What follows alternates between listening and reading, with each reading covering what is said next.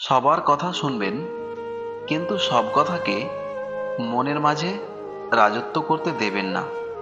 শুনবেন কান দিয়ে, ফিল্টার করবেন ব্রেন দিয়ে, কাজ করবেন বিবেক দিয়ে। কথাগুলো বাস্তব কিনা দেখুন। সাপ তার বিষ নিজের দাঁতে রাখে, কুকুর তার বিষ জিভের মধ্যে রাখে, বিছা তার বিষ লেজে রাখে, কিন্তু মানুষ একমাত্র প্রাণী যে কিনা বিষ নিজের অন্তরে রাখে। সবচেয়ে বড় শক্তি হলো সত্য। জীবনের সেরা শিক্ষক হলো ভুল। মনের শান্তির চাবিকাঠি হলো ক্ষমা। সবচেয়ে মূল্যবান সময় হলো বর্তমান। অকারণে তোমার চরিত্র নিয়ে কেউ কথা বলে, তাকে এই 4টি কথা বলো, সে জ্বলে পুড়ে মরবে।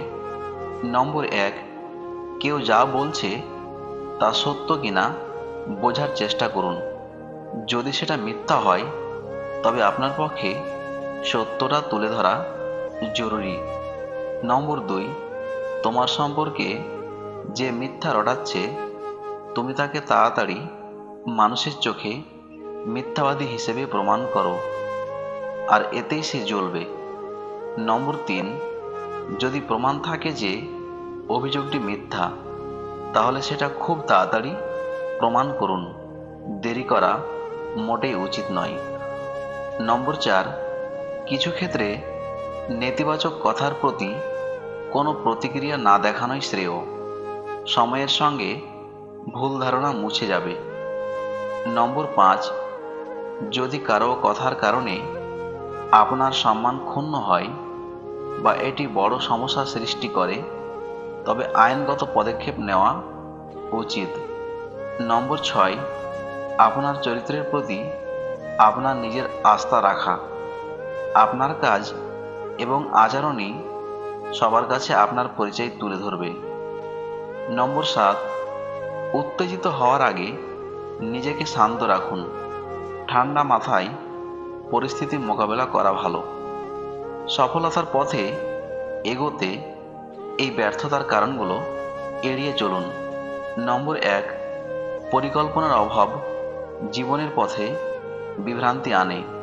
নম্বর 2, পরিশ্রমের ঘাটতি সাফল্যের সম্ভাবনা কমায়।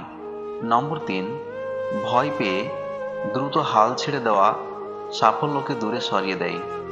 নম্বর 4, ইতিবাচক চিন্তার অভাব আপনাকে পিছিয়ে দেয়। নম্বর 5, অযথা সময় নষ্ট করলে সফলতা কখনোই ধরা দেয় না।